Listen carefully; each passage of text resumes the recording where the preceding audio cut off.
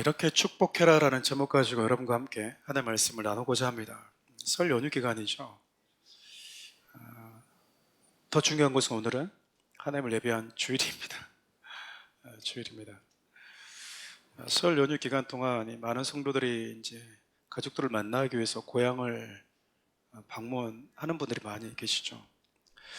이 땅을 살아가는 성도들에게는 두 종류의 가족 공동체가 존재하게 되는데, 하나는 예수 그리스도를 믿어서 하나님을 아버지라고 부르는 영적 가족 공동체이고요, 다른 하나는 혈육으로 맺어진 가족 공동체입니다. 이 관계성의 지속성, 관계 지속성의 차이가 있을 뿐 가족이라고 하는 것은 똑같죠. 그러니까 우리가 혈육으로 맺어진 가족 공동체는요, 세상을 떠나게 되면 그 가족 공동체의 관계성, 연속성이 사라지게 됩니다. 반면에 영적 가족 공동체는 이 땅에서는 물론이거니와 이 땅을 떠나서도 지속된다라고 하는 부분이 차이가 있을 수 있어요. 어찌됐든 여러분, 사랑하는 우리 교회에서 우리가 예수 그리스도를 믿고 하나님을 아버지라고 부르는 영적 가족 공동체는 특별한 경우가 아니면 매 주일마다 한 차례 여기서 만나게 되죠. 그리고 서로의 안위를 묻고 섬기고 식탁 교제를 나눕니다. 잘 지냈는지, 또 우리가 얼굴 보면 기분이 좋고, 또 무슨 일이 있다고 하면 또 걱정되고, 그의 삶에 우리가 개입하는 관계가 바로 가족 공동체예요. 남은 우리 개인의 삶에 크게 개입하지 않습니다. 근데 가족은요, 내 삶에 개입되어지고 그의 삶으로 우리가 개입하는 관계라고 볼 수 있겠죠. 그렇게 우리가 영적 가족 공동체는 주 1회 교회 공동체에서 이렇게 만나게 돼요. 근데 여러분, 혈육으로 맺어진 가족 공동체는 함께 가족과 사시는 분들을 제외하면 거의 1년에 몇 차례 만나지 못합니다. 그렇죠. 1년에 설, 추석, 그날을 제외하고는 거의 두세 차례 정도를 제외하면 거의 가족들과 만날 기회가 많지 않아요. 그렇기 때문에 여러분, 추석과 설 같은 명절에는 가족들을 특별히 더 많이 위로하고 그들의 안위를 묻고 그들과 함께 즐거운 식탁 교제를 나누고 와야 된다고 생각합니다. 화토장, 포커장, 술 파티의 장을 만들고 오시면 안 된다고 그 말이에요. 가장 어리석은 사람이 설 연휴 때 형제들끼리 모여가지고 동생 돈 따가지고 재밌다고 막 형님 돈 따서 좋아가지고 신나하시는 분들, 언제 철이 들까 모르겠어요. 그렇죠. 형제들 모여서 이렇게 밤새도록 화토를 쳐요. 맥주를 마시면서. 그리고 돈을 따요. 남의 돈을 딴 게 아니고요, 사랑하는 내 동생의 돈을 땄고요, 내 형수의 돈을 땄는데 너무 좋아합니다. 너무 좋아해요. 공돈 생겼다고. 그리고 돈을 잃어버린 다른 가족은 서운해가지고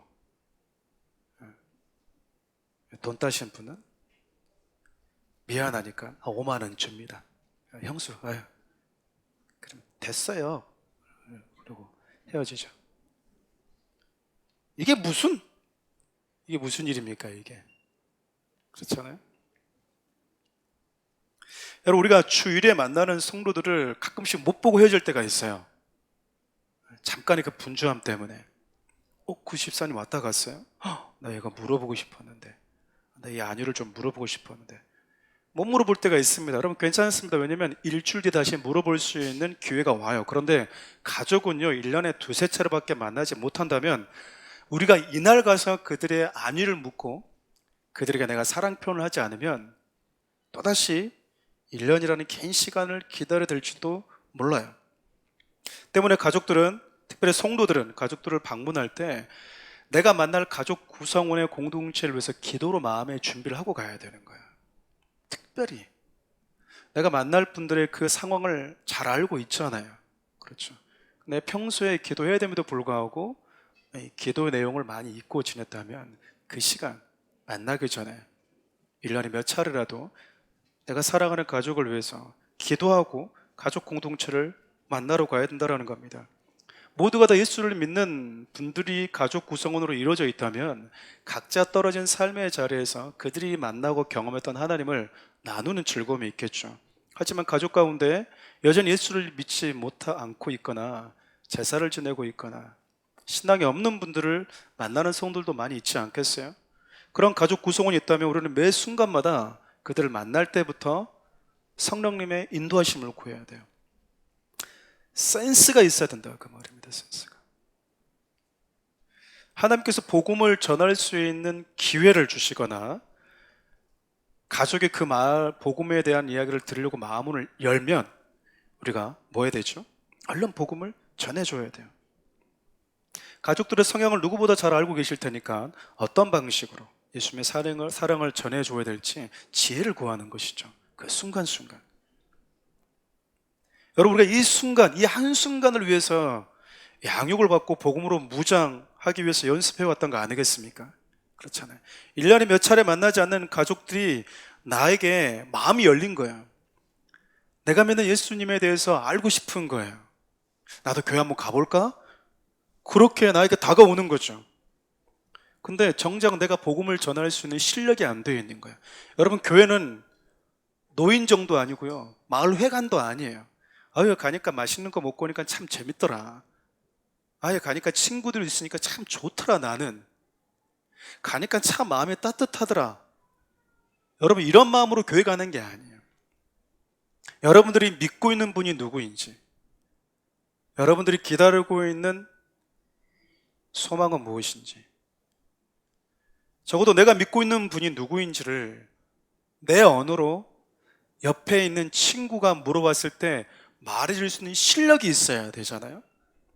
근데 우리는 모태신앙이라고 이야기를 하는데도 불구하고 내가 믿고 있는 분이 어떤 분인지를 내가 잘 몰라. 말을 할 때도 확신이 없어. 부끄러워, 쑥스럽고.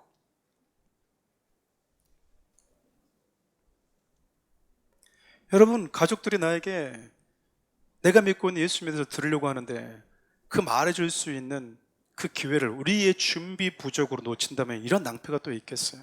그렇기 때문에 우리는 기도로 준비할 뿐만 아니라 내가 믿고 있는 분에서 만약에 그 동생이, 그 누이가, 그 삼촌이, 그 이모가, 그 고모께서 조금 마음이 열려 있던데 물어보면 내가 이렇게 얘기해야지 라고 준비를 하고 가야 된다라는 겁니다. 근데 반대로 여러분, 가족이 전혀 듣고자 하는 마음이 없는 분들도 있지 않겠어요? 그렇죠. 또 이런 분들 만났는데 또 용감과 용기가 생겨가지고 그들이 듣든지 안 듣든지 나는 이 가족의 선지자라고 막 나는 외치겠다고 하는 분들 있죠. 이렇게 무모하고 무례하게 또 행동하면 될까요, 안 될까요? 가족의 구원이 10년은 늦춰져요. 그런 지혜없음과 무례함으로 인해서 내가 사랑하는 가족의 구원이 10년은 늦춰진다니까요. 그러니까 여러분, 예수를 믿지 않는 가족과 대면할 때 필요한 것은요, 전해지는 복음, 들려지는 복음보다 보여주는 복음이 더 필요해요. 다시 말하면 그리스도인으로서, 성도로서 변화된 삶, 섬기는 삶을 보여줘야 되는 거야. 오랜만에 만났는데 너 참 많이 달라졌다, 얘가. 너 참 멋있어졌다, 매력 있어졌다. 여러분, 들려주는 복음도 영향력이 있지만요, 보여주는 복음도 놀라운 영향력이 있거든요. 그러니까 여러분, 가족들을 만날 때는 뭐 해야 되는 거죠? 봉사하고 좀 더 설거지하고, 설거지가 이 싱크대에 쌓여있으면 네가 하냐 내가 하냐 어디 보자라고 이렇게 하지 마시고 먼저 뭐 하시고 먼저 하시라 그 말입니다. 이제 제사는 삼촌이 하세요. 내가 무슨 이 집의 종이에요? 맨날 명절 때마다 내가 밥 해주러 오는 종이에요? 그렇게 말하지 마십시오. 성도는 섬기는 종이 맞습니다. 그리고 1년에 2번, 3번 밥 차려주는 사람을 종이라고 생각하는 사람은 아무도 없습니다. 1년에 2번, 3번 이렇게 식사 대접을 해줬는데 그걸 가지고 여러분 종으로 취급할 사람도 없고 누가 봐도 종이라고 생각하지 않는다 그 말이에요. 단 한 번의 일면일식도 없는 사람들의 구원을 위해서 동남아로 아프리카로 선교하겠다고 하는 성도들과 사람들도 있는데 여러분, 내가 사랑하는 성도들을 위해서 설거지 하나 해주는 것에 대해서 스트레스를 받고, 내가 조금 더 손이 가는 수고를 하고 오는 것에 대해서 힘들어한다면 참 부끄러운 일 아니겠습니까? 그렇잖아요. 그렇게 여러분, 다른 이들보다 좀 더 한 걸음 더 움직이시고, 다른 이들보다 먼저 손을 내밀어 주시고, 조금 더 수고하고 오십시오. 조금 더 수고하고 오십시오. 할렐루야. 좀 더 수고하고 오세요, 여러분. 그렇게 여러분, 가족을 배려하고 섬겨주고 떠날 때, 나 돌아가서 기도해주고 싶은데 혹시 기도 부탁할 게 있냐고. 아주 원초적이고 아주 그 기본적인 기도 제목이라도 여러분들이 소중하게, 그거 딱 듣고 기복신앙이네, 복 달라고 그러네, 또 이러고 오면 안 돼요, 여러분. 아시겠어요? 안 믿는 분들은 다들 그러죠. 나 안 아팠으면 좋겠다, 돈 좀 잘 벌었으면 좋겠다, 뭐 기도 제목 따로 있다냐, 내가 아버지, 작은 아버지 그냥 좀 성공하고 이번에 일하는 거 좀 잘 됐으면 좋겠다, 내가 그래서 기도하겠다고 이렇게 해주고 오셔야 된다는 얘기입니다. 작은 어머니, 그 우리 신앙에서요, 그건 기복신앙이라고 그래요. 하나님은 그런 분은 아니거든요. 다른 기도 제목 알려주세요, 이러고 오면 여러분, 참 이거는 센스가 없는 거잖아요. 그렇죠? 그렇게 그들이 전해주는 기도 제목을 소중하게 받아서, 그리고 한 번씩 안부 전화할 때마다 내가 기도하고 있다라고 하는 것을 생색내라는 게 아니고요, 기도하고 있다라는 것을 인지시켜 주십시오. 몇 달 전에 작은 아버지, 작은 어머니가 저에게 말해주었던 그 기도 제목, 저 기억하고 기도하고 있습니다. 말한 사람 잊어버릴지도 몰라요. 왜죠? 굳이 그건 기도 제목이 아니라 그냥 바램이었거든요. 근데 내 조카가, 내 동생이, 내 누이가 그걸 기억하면서 기도하고 있다고 했을 때, 그들이 나에 대해서 마음이 조금씩 그 마음의 문이 열리는 것입니다. 여러분, 그렇게 가족들을 만나면 마음만 나누고 오지 마시고 이 말로 표현을 반드시 해주고 오십시오. 우리 연세 드신 많은 그 부모님들 가운데 어떤 분들이 계셨냐면, 아내에게 아버님 사랑한다고 한번 말해 보십시오. 아유, 남사스럽게 그런 걸 못합니다, 이런 분들 참 많으셨거든요. 그리고 저한테 꼭 그런 말씀을 하세요. 목사님, 꼭 말을 해야 한답니까? 옆에 있는 어머님들 다들 뭐라고 얘기하죠? 말을 해줘야지. 그럼 이래요. 듣고 싶다라는 거잖아요. 그렇죠? 내 안에 담겨져 있는 상대에 대한 사랑의 마음도 참 귀하지만요, 그것이 내 입으로 표현될 때 이거는 신의 적고가 놀랍게 일어납니다. 그래서 여러분들은 가족들을 만나고 오실 때 꼭 말로 축복을 표현해 주고 오시기 바랍니다. 여러분, 말은요, 우리가 생각하는 것보다 훨씬 더 영향력이 있어요. 그리고 중요합니다. 여러분, 2000년 기간 동안 가장 말 잘한 사람, 가장 말 못한 사람, 한 명씩 꼽아서 얘기하는 분의 이야기를 제가 들어본 적이 있어요. 가장 말을 못했던 사람, 바로 이 사람입니다. 누가복음 23장 39절 표준 세번을 함께 읽어볼까요? 예수와 함께 달린 죄수 가운데 한 죄수도 그를 모독하여 말하기를, 너는 그리스도가 아니냐, 너와 우리를 구원하여라 하였다. 2000년 기간 동안 가장 말 잘한 사람, 또 한번 찾아볼까요? 23장 40절부터 43절입니다. 함께 읽어볼까요? 그러나 다른 한 사람 하나는 그를 꾸짖으며 말하였다. 똑같은 처형을 받고 있는 주제에 너는 하나님이 두렵지도 않느냐? 우리가 저지른 일 때문에 그의 마땅한 벌을 받고 있으니 당연하지만 이분은 아무것도 잘못한 일이 없다. 그런 다음에 그는 예수께 말하였다. 예수님께서 그 나라에 들어가실 때 나를 기억해 주십시오. 여러분, 예수님이 십자가에 못 박혀 죽어가실 때 그 좌우에 자신이 지은 이 강도의 이 범죄로 인해서 똑같이 나무에 매달려 있는 사람이 있었어요. 근데 한 사람은 예수님을 비난했다고요. 조롱했어요. 모독하는 말을 했어요.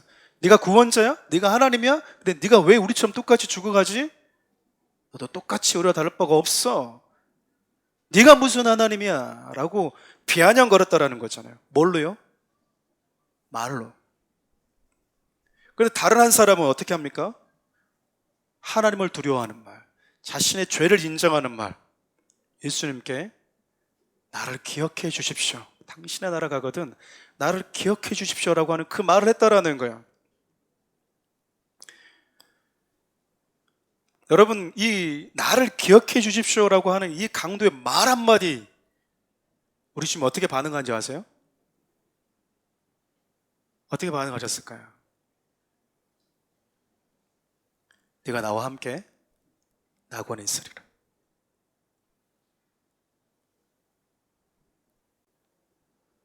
한 사람 말 잘해가지고 어디로 옮겨지죠? 낙원으로 옮겨지는데 한 사람 말 잘못해가지고 어떻게 됩니까? 영원한 형벌을 피할 수 없게 돼버린 거예요. 여러분, 말은요 영향력이 있을 뿐만 아니라 말 안에는요 신앙에 담겨 있고 고백에 담겨져 있고 영이 담겨 있어요. 우리 주님이 그런 표현을 쓰시잖아요. 내가 하는 말이 영이다, 생명이다. 그러니까 우리 주님이 하신 말에는 단순한 말이 아니라 영이 담겨 있었고요, 생명이 담겨 있었다, 그 말이에요. 여러분들이 하는 말에도요 무언가 담겨 있어요. 우리 주님이 우리에게 던지시는 말 안에는 생명이 담겨져 있다면 어떤 말에는 생명이 안 담겨져 있는 말도 있다는 의미 아니겠어요? 살려주는 생명에 담겨져 있는 말도 있지만 살아있는 것도 죽이는 말이 담겨져 있는 사람도 있다라는 거예요. 그래서 저는 사랑하는 우리 성도님들이 설 연휴가 끝나기 전에 이 가족들과 또 일상에서 꽤 오랜 시간 동안 보지 못하게 되는 그 가족들에게 여러분들의 사랑과 이 생명의 마음을 담아서 말로 꼭 축복해주고 돌아오셨으면 좋겠습니다. 오늘 여러분과 나누고 싶은 말씀이 바로 그 내용입니다. 그럼 좀 더 구체적으로 가족들을 만날 때 어떤 마음으로 어떤 말로 축복해주면 좋을까? 오늘 저와 여러분들이 읽었던 민수기 6장 22절에서 27절 말씀을 근거로 한 3가지 정도만 짧게 말씀을 나눠보려고 합니다. 이렇게 하나님께서 대제사장 아론에게 명령을 하셨는데 너희가 이 백성들을 이렇게 축복해 주어라 라고 얘기를 하세요. 이렇게 축복해 주어라. 어떻게 축복해 주라고 말씀하시냐면 첫 번째로 하나님은 너희들에게 복을 주기를 원하시고 너희들의 삶을 지켜주기를 원하시는 분입니다 라고 말해주래요. 우리 24절 말씀 읽어볼까요? 여호와는 내게 복을 주시고 너를 지키시기를 원하며. 하나님은 어머니에게 그리고 아버지에게요 그리고 사랑하는 형제들에게 복을 주기를 원하십니다. 그리고 하나님은 사랑하는 어머니, 아버지, 사랑하는 우리 형제들에게 당신들의 삶을 지켜주시고 인도해 주시고 보호해 주시기를 원하시는 분입니다. 올 한 해 하나님께서 주시는 복을 꼭 받아 누리시기를 축복합니다. 이렇게 얘기해 주고 오라는 거야. 어렵습니까? 어렵지 않죠? 하나님은 어머니에게 복을 주시기를 원하십니다. 하나님은 어머니의 삶을 지키시고 보호해 주시기를 원하십니다. 이렇게 축복해 주래요. 아시다시피 하나님은 당신의 백성들, 택한 백성들을 애굽에서 인도해 내신 이후에 광야로 그들을 이끌어 내시죠. 아무것도 없는 광야에서 그들을 먹이시고 입히시고 밤낮으로 인도하셨고요, 보호하셨습니다. 그리고 그들은 하나님께서 당신들을 먹이고 있다라고 하는 사실, 인도하고 있다라고 하는 사실, 보호하고 있다라고 하는 사실을요 매 순간 부정할 수 없이, 부인할 수 없을 만큼 보고 또 경험해 왔어요. 그럼에도 불구하고 그렇게 네 삶을 인도하고 네 삶을 보호하고 지켜주시는 분이 여호와다, 하나님이다 라고 하는 이 사실을 알려주어라, 그렇게 축복해 주라 라고 말씀하십니다. 여러분, 성도는 영적 제사장이라고 하죠. 가족들을 축복할 수 있는 자로 부름을 받았다는 이야기입니다. 여러분, 가족들이 하나님의 복을 받기를 원하십니까? 축복해 주십시오. 축복해 주십시오. 여러분, 그런 실험은 많이 보셨을 거예요. 한 이 비커 안에 또 다른 비커 안에 이 밥을 이렇게 덕지덕지 놔두고 한 밥에다가는 계속 사랑한다, 축복의 말을 던져주고요. 한쪽은 비난과 저주의 말을 막 던져주는 거예요. 그리고 그 단어를 그 비커에다가 붙여 놓았습니다. 여러분, 그 실험 너무나 오래된 실험, 모두가 알고 있는 거잖아요. 여러분, 사랑의 말을 던지니까요, 아무것도 아닌 그 밥 덩어리에도 여러분, 그리고 그 밥 덩어리가, 저주받은 밥 덩어리가 아주 몹쓸 이 곰팡이에 피어서 일그러져 있는 모습으로 다 보았을 거예요. 사람이 말에 그렇게 영향을 받습니다. 말에 영향을 받아요. 전 부부들 싸우는 걸 참 많이 보아왔잖아요. 저도 부부들 다투지만. 그리고 여러분, 우리가 차 운전하고 갈 때도 마찬가지죠. 크고 작은 이렇게 추돌 사고만 나도 사람들이 부딪히게 되는데, 이렇게 싸우다 보면 여러분, 팩트는 어디 가버리고요, 너 방금 뭐라고 말했어? 이러고 가는 거예요. 여러분, 부부들이 다툴 때 이 둘의 관계와 신뢰와 상처를 주는 게 뭔지 아세요, 여러분? 서로에게 가장 아픈 데미지를 주는 게 뭔지 아세요? 말이라니까요. 말. 평생에 남아요, 평생에. 평생에 남아요. 여러분, 자녀들에게 티 같은 게 뭘 한다고 그래. 찌그러져 있어. 가만히 있으면 돼. 어디 가서 너는 그냥 설레발 치지 말고 가만히만 있어. 이런 말을 듣고 살아봤던 아이와요, 네가 얼마나 사랑받는 사람인 줄 알아? 네가 얼마나 소중한 사람인 줄 알아? 라고 말을 여러분, 듣고 자란 아이들의 삶이 달라요. 다르더라고요. 뭘 먹고 자라서 그럴까요? 둘 다 똑같이 밥은 먹었는데. 다른 건 딱 하나거든요. 부모가 먹여준 말이 달라요, 말이. 먹여준 말이 다르다니까요. 한 번도 여러분 칭찬을 받지 못했던 아이들도 있대요.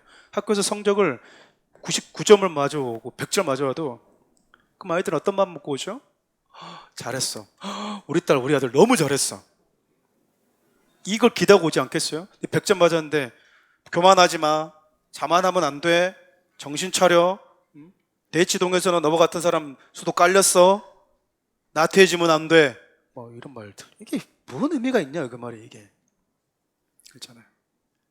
그러니까 이 아이들이 칭찬에 굶주려 있다 보니까 누군가가 칭찬해주면 그 사람한테, 그 칭찬해준 사람의 선한 의도와 좋은 마음을 가지고 있는 사람이면 다행인데, 그렇지 않는 사람이 나의 마음을 훔쳐가기 위해서 나를 칭찬하는 사람을 만나게 되면 그 사람한테 마음을 열어버린다니까요. 여러분들의 자녀들이 사춘기 때 다른 이들에게 마음을 여는 이유가 무엇인 줄 아세요? 왜 우리 자녀가 나에게는 나와는 얘기 안 하려고 하지? 누구보다 자녀를 사랑하는 사람은 부모잖아요. 근데 왜 내 자녀가 나한테는 마음을 안 열고 자꾸 다른 애들의 마음을 열지? 여러분들이 그에게 무슨 말을 해왔는지 한번 돌아보세요. 무슨 말을 해왔는지. 그렇게 하나님이 당신의 백성들에게 말로 축복해 주라고 얘기합니다. 하나님은 이런 분이시라고. 두 번째, 하나님은 당신에게 은혜를 주기를 원하시는 분입니다 라고 말로, 표정으로 축복해 주라고 하십니다. 우리 25절 말씀 함께 읽어볼까요? 여호와는 그의 얼굴을 내게 비추사 은혜 베푸시기를 원하며. 이 말씀을 조금 이해를 돕기 위해서 이 원어적 뉘앙스가 조금 잘 번역되는 게 바로 메시지 성경이더라고요. 한번 읽어볼까요? 하나님께서 여러분에게 미소 지으시고 은혜 베푸시기를. 여러분, 그러니까 25절 말씀은요, 이해하는 게 아니고요, 이해하는 표현보다는 느끼는 구절입니다. 마치 갓 태어난 어린 자녀를 바라보면서 엄마 아빠가 환한 미소로 바라보고 있는 것처럼, 그 미소를 잃지 않고 바라보고 있는 그 부모의 마음이 이 메시지에 담겨져 있는 거예요. 여러분, 갓 태어난 아이는요, 부모의 손길이 없으면 살 수 없어요. 절대적으로 부모에게 의존할 수밖에 없는 작은 생명체이거든요. 그렇잖아요? 이 아이는 부모가 은혜를 주지 않으면, 부모가 긍휼히 여겨주지 않으면, 보호해주지 않으면 여러분 결코 살 수가 없는 아이예요. 근데 그 아이를 바라보는 부모의 눈빛처럼 얘기를 하고 축복해 주라는 거예요. 그러니까 두 번째는 이러한 말과 표정으로 축복해 주어라 라고 언급하고 있다고 볼 수 있겠죠. 그러니까 여러분, 사랑하는 가족들을 축복하는 말을 건넬 때는 무표정이나 아니면 쑥스러워서 어쩔 줄 몰라가지고 사랑해 뭐 이러고 오지 말라 그 말이에요. 이해되시나요? 내가 사랑해서 결혼을 안 했는데도 사랑의 얼굴 보고도 사랑해라고 말을 못 하는데 이러고 있으면 여러분, 이게 그렇지 않아요. 혹은 목사님을 통해서 주일 예배 때 하나님께서 한번 해보라고 해서 할까 말까 고민하다가 목사님 결국 못하고 왔습니다. 이러면 안 된다 그 말이에요. 여러분들이 사랑한 사람을 보았을 때 낼 수 있는 그 표정, 여러분의 표정을 보는 상대가 우리 아들이, 우리 딸이, 우리 형, 우리 누이, 우리 동생이 나를 정말 사랑하는구나 라는 마음이 전해지도록 그 표정을 담아서 하나님의 당신의 삶을 지켜주시고 보호해 주시고 복 주기를 원하십니다 라고 말해주라는 거예요. 여러분, 의사를 표현하는 데 있어서는 말로만 하는 게 아니고요, 표정으로도 말할 수 있다는 게 얼마나 참 놀라운지 모릅니다. 우리의 얼굴과 표정, 그리고 온몸으로 우리는 말할 수 있어요. 우리가 천국의 언어라고 하는 이 강의를 여러분과 함께 나눈 적이 있었는데요, 가사는 좋은데 곡조가 안 좋을 때가 있어요. 가사는 좋은데 곡이 안 좋다고요. 예를 들면 가사는 이렇게 좋은 거죠. 사랑해 라고 하는 이 가사는 너무 좋아요. 근데 곡을 갖다 붙이면요 좀 많이 달라질 수 있습니다. 사랑해, 사랑해, 여러분, 이 곡을 갖다 붙이면 여러분, 이 사랑한다는 말이 여러분 제대로 전달이 돼야 안 돼요? 사랑해라고 하는 단어는 너무나 좋은 가사를 썼는데 이 전달하는 곡조가, 편곡이 잘못되면 이 곡이 전달이 안 되는 거예요. 이 가사가. 우리의 이 사랑 표현에 있어서 많은 실수가 어디서 일어나냐면, 가사를 잘 썼는데 곡을 잘못 쓴 거예요. 전달을 잘못하고 있다고요. 간단히 한번 연습 한번 해볼까요? 여러분 싫겠지만 하겠습니다. 우리 옆에 분들 얼굴 한번 바라보시면서 여러분들 내릴 수 있는 사랑의 표정을 한번 지어봅시다. 그리고 가족이면 손 한번 딱 잡아주시고 얼굴 보면서 하나님께서 당신을 지키시고 보호하시고 복 주시기를 원하세요, 이렇게 한번 얘기해 봅시다.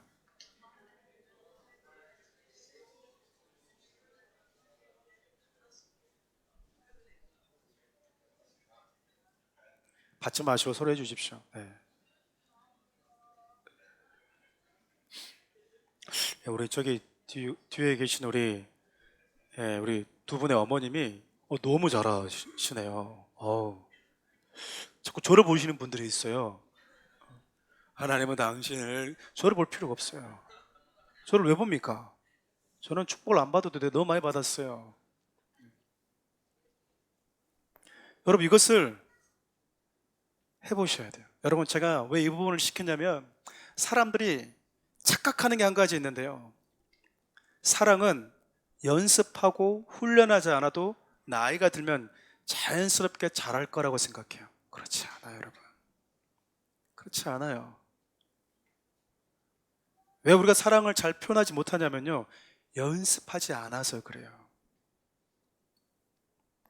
여러분, 가끔씩 아빠들이 자녀들에게 막 사랑 표현을 잘하는 부부들이 있을 거예요. 여러분, 왜 잘하는 줄 아세요? 계속하면서 여러분 훈련하고 연습하니까 그래요. 반복하니까 그래요.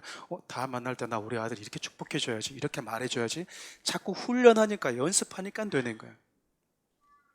여러분, 남편들이 아내한테 사랑의 표현을 잘하는 사람들의 특징이 뭔지 아십니까? 혼자 있을 때 연습을 해요. 말을 연습을 한다고요. 근데 사람들이 연습하지 않아도 잘할 거라고 생각해요. 우리 집사람들, 우리 교회 집사람 너무너무 잘하시잖아요. 우리 민기 집사람도 어때요? 아내가 있으면 여보 내가 할게 막 큰 소리 막 치지 않습니까? 여보 내가 할게, 여보 가는 거야? 막 이러면서 이미 갔는데.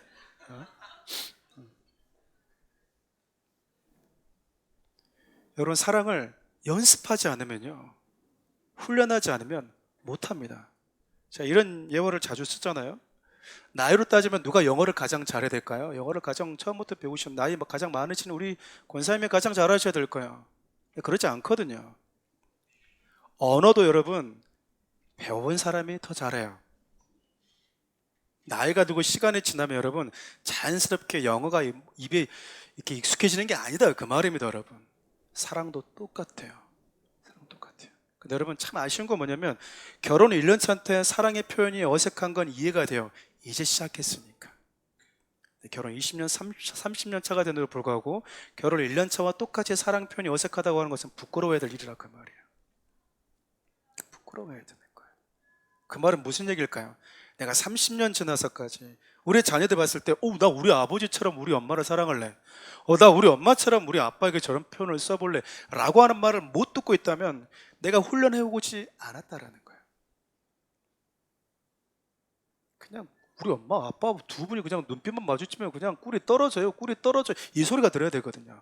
그러니까 뭐 하고 있다는 얘기입니까? 말도 잘하고 있는데 표정이 말을 하고 있다라는 거예요. 말을.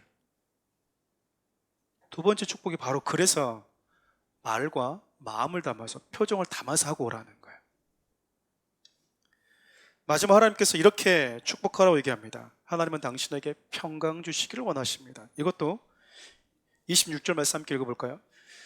여호와는 그 얼굴을 내게로 향하여 드사 평강 주시기를 원하노라 할지니라 하라. 이 말씀도 메시지 성경을 한번 읽어보면 조금 더 그 뉘앙스를 이해할 수 있어요. 함께 읽어볼까요? 하나님께서 여러분의 얼굴에서 눈을 떼지 않으시고 여러분에게 형통케 주시기를 빕니다. 여러분, 누가 이 눈을 한 번도 누가 누구에서 떼지 않냐면요, 부모가 자녀를 바라볼 때 눈을 떼질 않아요. 우리 이제 갓 태어난 아이를 두신 분들 한번 봐보세요. 여러분, 여러분과 저를 볼 때 눈빛과 아이를 보는 눈빛이 순간 달라지잖아요. 표정이 순간 달라지지 않습니까? 전혀 똑같지가 않아요. 이러고 가다가 자기 아이들을 보면 이 표정이요, 살아나는 거예요. 얼굴을 이렇게 표현해 주래요. 하나님은 너희 그냥 복 주시기를 원하시는데 이게 아니라, 하나님은 너에게 한 번도 눈을 떼지 않으셔. 너에게 한 번도 눈을 떼신 적이 없어. 그러니까 여러분, 첫 번째, 두 번째, 세 번째 축복은 하나인 거예요. 쉽게 얘기하면 하나님이 너에게 이렇게 축복하기를 원하셔 라고 하는 말을 하나님이요, 아론에게 명령하셨는데 아론은 난감했을지 모르겠어요. 저도 난감했을 것 같아요. 저도 이렇게 좀 무뚝한 남자라 누군가 저 축복 해준다고 그러면 짧은 거 해주길 바라지, 야곱의 축복이나 때로는 너희 앞에 이렇게 긴 거 처지는 거 오래 하는 걸 저 별로 안 좋아하거든요. 2절 하겠습니다 이래버리면 이거 참 마음이 어려워지고 빨리 끝날 수 있는 한 8마디로 끝나는 거 참 좋아하는 사람이거든요. 근데 하나님이 지금 아론한테 뭐라고 얘기하고 있냐면 이렇게 얘기하는 거예요. 자, 내 표정 봐봐, 내 말투 봐봐, 내 눈빛 봐봐, 자, 이렇게 축복해줘, 이렇게 얘기한 거예요. 지금 나에게 말씀하신 하나님이 아론에게 눈이 마주치고 있어요. 얼굴과 얼굴에 마주치고 있고요, 표정이 맞닿아 있어요.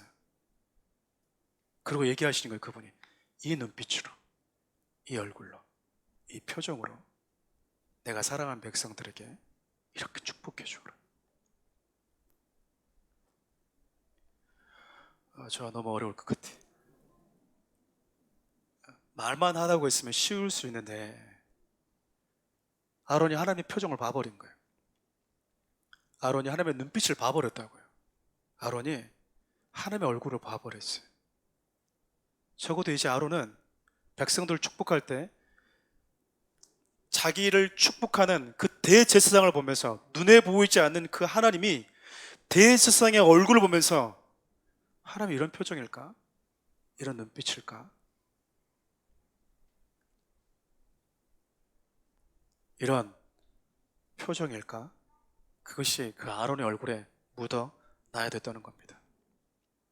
사랑하는 우리 교회 성도 여러분, 가족들을 만나서 여러분 축복하고 오실 때요, 적어도 하나님의 눈빛을 만나버린 사람이라면, 하나님의 표정과 그분의 얼굴빛을 경험한 사람이라면요, 습관적이고 우리가 그냥 가볍게 말을 던지듯이 말하지 않습니다. 사랑한 사람의 얼굴을 바라보면서 내 표정 속에 우리 하나님의 얼굴이, 그 진정성이 내 사랑하는 내 남편에게, 내 아내에게, 내 부모에게 전달됐으면 좋겠다라고 하는 그 간절함이 묻어나는 축복을 해주고 오라는 거예요. 이 축복할 때 하나님께서 그래서 여호와는 반복하시는 거 바로 그거예요.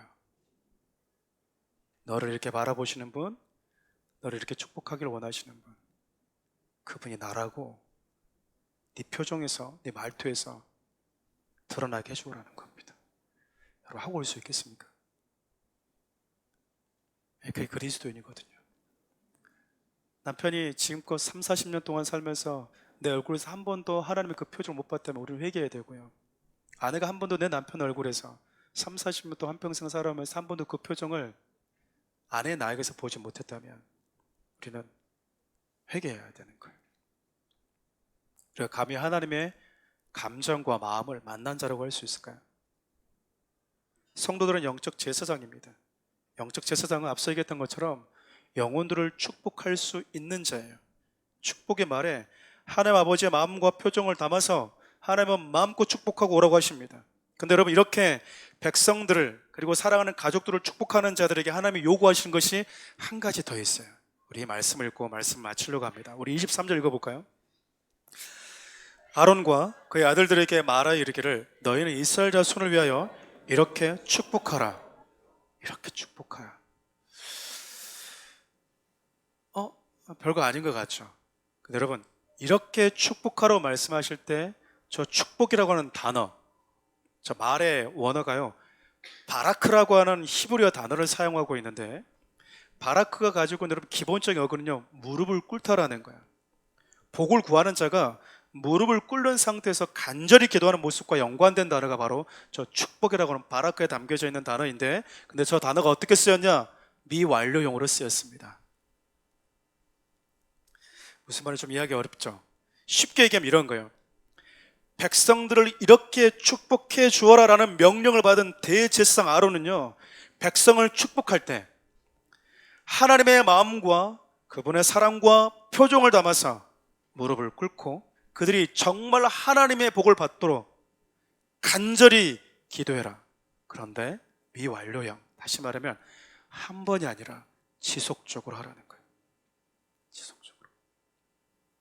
딱 한 번이 아니라 지속적으로 그들이 하나님의 복을 지속적으로 받을 수 있도록 대제사장인 너는 무릎을 꿇는 심정으로 간절히 반복해서 그들을 축복하는 기도를 해주어라라는 거예요. 하나님은 이 땅을 살아가는 저와 여러분들에게 가족 공동체를 허락해 주셨어요. 여러분, 가족 공동체가 가지고 있는 독특함이 있는데요, 죽을 때까지 운명을 같이 한다라는 거예요. 옆집 자식이 잘 되면요, 그래, 배도 좀 아프기도 하고 부럽고 끝날 수 있지만 여러분, 내 자식이 잘 되면 왜 이렇게 좋은지 몰라요. 우리 아버지가 성공했다고 그러면 왜 이렇게 좋은지 몰라요. 반대로 내 가족이 아프면 왜 그렇게 고통스러운지 몰라요. 왜 그럴까요? 가족이기 때문에 그러거든요. 가족은 그래서 운명 공동체입니다. 가족 구성원의 아픔이 나의 아픔이 되고 그의 슬픔이 그의 고통에 나의 슬픔과 고통이 되는 관계는요, 이 땅에 가족밖에 없어요. 그래서 죽을 때까지 포기하지 못하고 죽을 때까지 기도할 수 있는 유일한 관계가 바로 가족입니다. 사랑하는 우리 성도 여러분, 설 연휴 기간 영적 제사장으로서 하나님의 사랑의 마음을 담아서 가족을 축복해 주고 오십시오. 축복해 주고 오세요. 만일 설 때 이미 만났는데 못했다면 오늘 예배 끝난 다음에 하십시오. 근데 한 번만 하지 마시고 마음의 무릎을 꿇고 간절하게 지속적으로 해주십시오. 만나서도 마음을 담아서, 사랑의 표정을 담아서 내가 할 수 있는 최고의 가사와 최고의 곡조로 축복해 주어야 되지만, 헤어지고 돌아와서도 간절히 마음의 무릎을 꿇고 내 사랑하는 가족이 하나님의 그 은혜 안에 머물 수 있도록 지속적으로 기도해 주는 것이 바로 제사장으로 부름받은 저 여러분들의 모습이라는 겁니다. 저도 이제 우리 아이들이 3명이 있고요.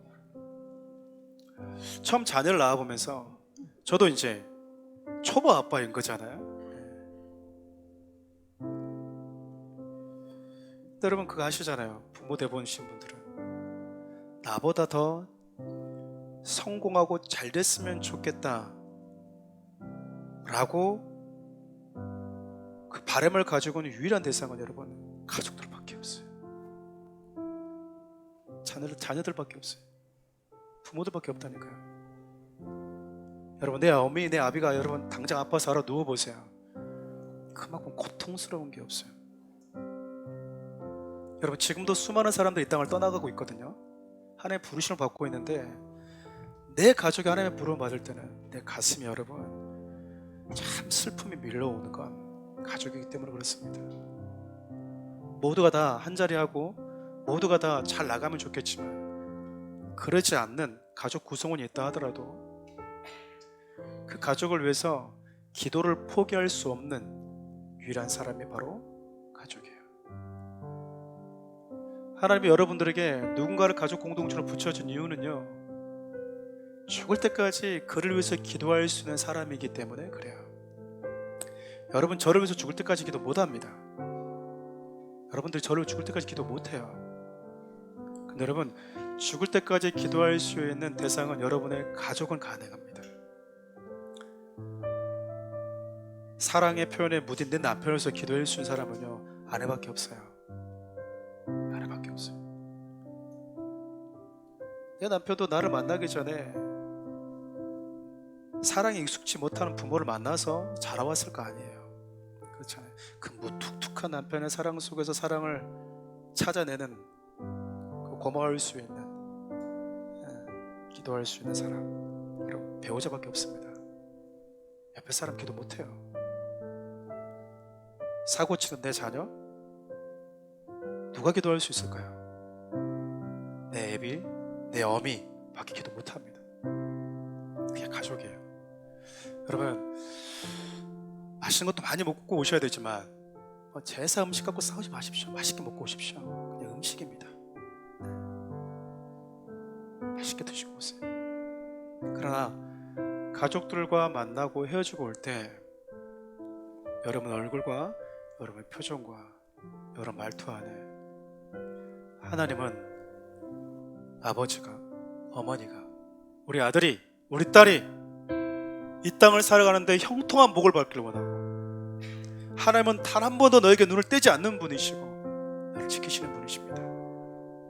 내가 꼭 그것을 기억하며 살았으면 좋겠다라고 여러분 말해주고 오십시오.